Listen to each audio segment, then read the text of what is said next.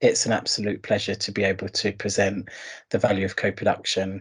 I'm joined here by some really great people, Kat, Duncan-Rees from Creators Change, Hayley Trowbridge from People's Voice Media, and obviously Nick from the Co-Production Collective. We're going to be sharing with you some of our recent work we've done around the value of co-production. First of all, we just wanted to introduce some ways of working.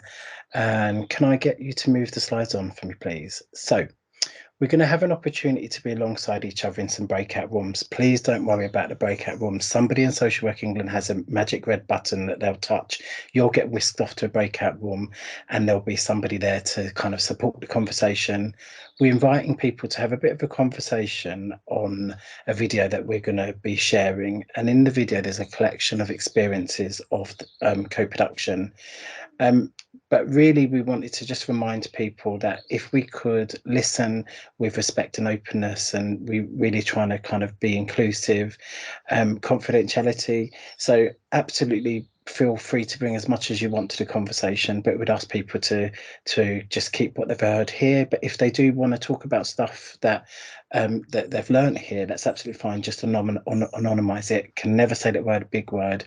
It's okay to disagree with the point, but we would be mindful not to disagree with the person.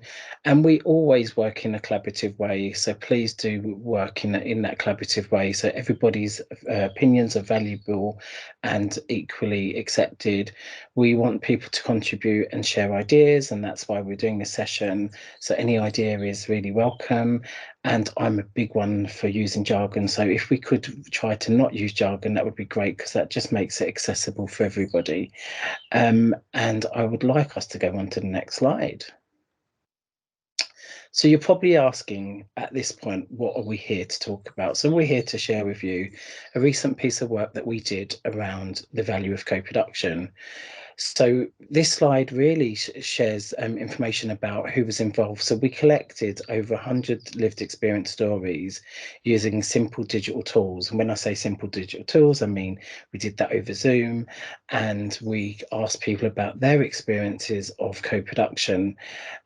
Those stories really spoke to health, social care, and had some housing in relation to people's experience of housing, people's experience of local authorities, lots around community and education, but also lots around health and social care. The people that shared those stories, or the storytellers, 2/3 of them were female, 9 identified from LGBTQI plus communities, a quarter described themselves as living with a long-term health challenge or disability. The majority of the people, or the storytellers, were from a white background. However, we did have people from diverse backgrounds, those from British Pakistani backgrounds, Black, Bangladeshi, those with dual heritage. The storytellers were really diverse in age, from the age of 20 to 85, and we were able to capture their stories all around the value of co-production. Can I ask you to move on to the next slide, please? And at the bottom of your screen now, you'll see some of our lovely partners. So we had Gobby, who did a survey. We had People's Voice Media, who supported collecting the stories. And we had the Centre for Evidence for Policy and Practice, not forgetting Creators of Change, who were massively involved.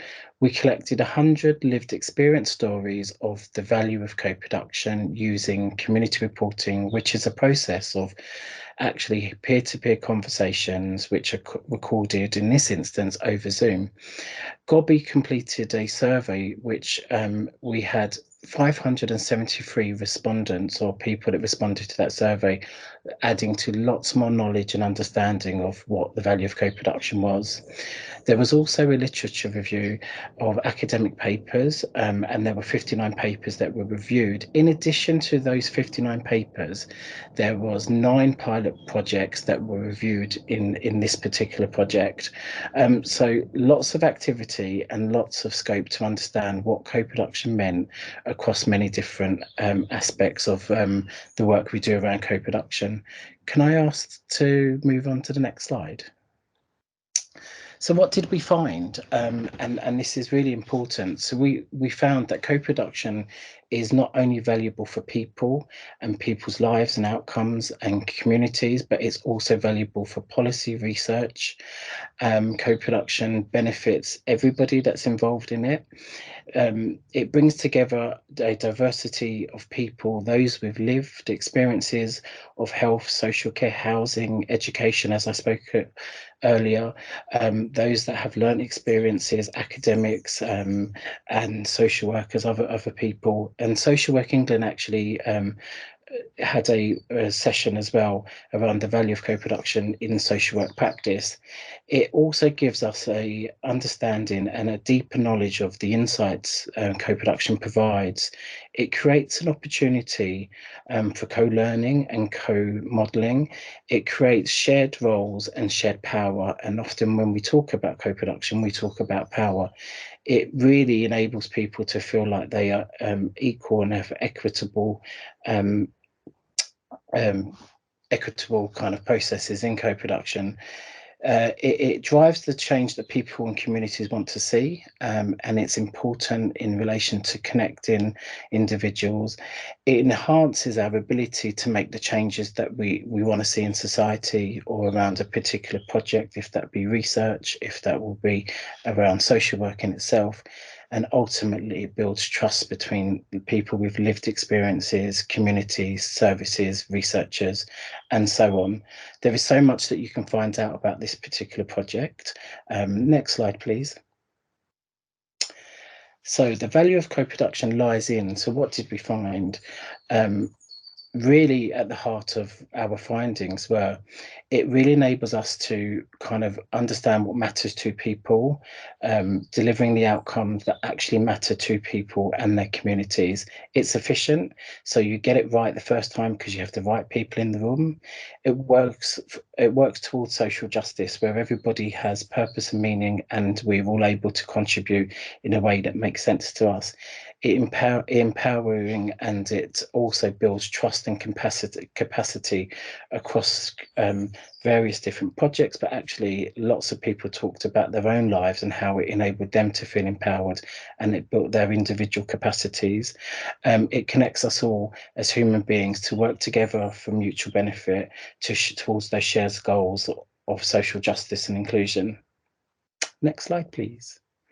So there are lots of outcomes as a result of this project. I'm just going to lightly touch on this slide. So how can you access the information that was the end result of this project? And I should say there isn't an end result. We're going to continue this piece of work. So from the survey, from the rapid critical review, from the community reporting and the pilot project, well, there are a number of reports. So each of those will have a video overview. Each of those have a full report. And we've really gone above and beyond to make these accessible. So you'll see that we have a screen reader friendly version, an audio version, a Braille version, a DAISY version, Mobileye version, an ePort version, just to ensure that it can really be used by as many people as possible. Thank you. And the patients get to understand the perspectives of the researchers, and those two put together creates whatever comes out of the workshops or the co-production, basically. And it's usually a very, very rich product because it's got input from all angles. Yes. And especially when you have people from grassroots giving their opinions on topics that are being researched into or raised. It's really rich, especially if the participants are from diverse backgrounds. Yeah. One person once asked me, what is diversity? And I said to them, so I came up with this story and now I use it quite regularly, and I'd like to tell you this story. Yes, please do. So I said the story about the potatoes. So this is diversity. I said to her, so if you get a bag of potatoes, same potatoes, and you call people from all different backgrounds, all different races, and you give each person a potato from the same sack, and you say to them, go home, cook whatever in your style with that potato. And they go home and they make, so some would make chips, some would make mashed potatoes, some would make Bombay aloo, and depending on their race. And you tell them, once you've done the cooking, don't eat it on your own, bring it to the table. So when these people bring that potato, same pack of potato, but when those different races bring that dish to the table, just imagine how beautiful and delicious that table would look. And that's diversity. I think it's definitely made me consider more deeply how my position in a school might influence people's answers, and it's definitely made me have a better insight into, I suppose, into more ethical research methods and how I might introduce my own bias into a process. So it's definitely encouraged me to kind of step back, and it's made me, I think, a better facilitator of knowledge exchange rather than the person at school who leads a project. It's more the person who helps groups of people come together to take kind of charge of a project themselves. So in a way, that's quite new to me, facilitating this sort of group work. And I've learned a lot from the way that academics are more experienced at co-production, I suppose, than we are at schools. So it's definitely, I think it's a richer way of working with communities, and it's something that